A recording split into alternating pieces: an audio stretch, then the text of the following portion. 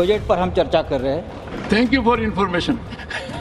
लेकिन ये केंद्रीय बजट नहीं है, ये कुछ राज्यों का बजट है। ये लोकसभा नतीजे से पीड़ित बजट है। संजय जी, देखोगे मेरी तरफ?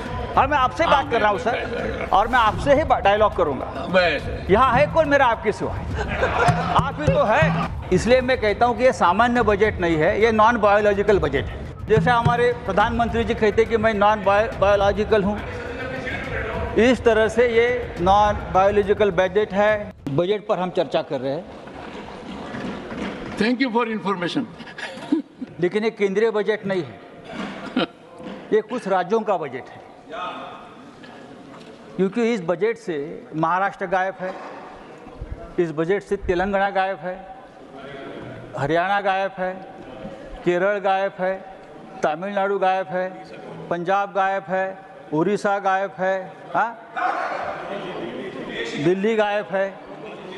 तो लगभग इस देश, पश्चिम बंगाल गायब है, झारखंड गायब है।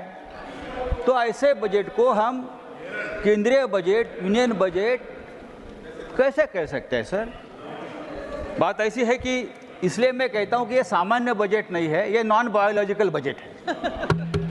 दिस इज नॉन, जैसे हमारे प्रधानमंत्री जी कहते कि मैं नॉन बायोलॉजिकल हूं, इस तरह से ये नॉन बायोलॉजिकल बजट है।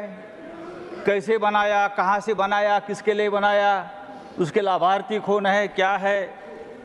लेकिन एक बात तो सही है, ये बजट जो बना है, उस बजट के ऊपर लोकसभा का जो नतीजे है उसका बहुत बड़ा प्रभाव है। संजय जी, ये लोकसभा नतीजे से पीड़ित बजट है,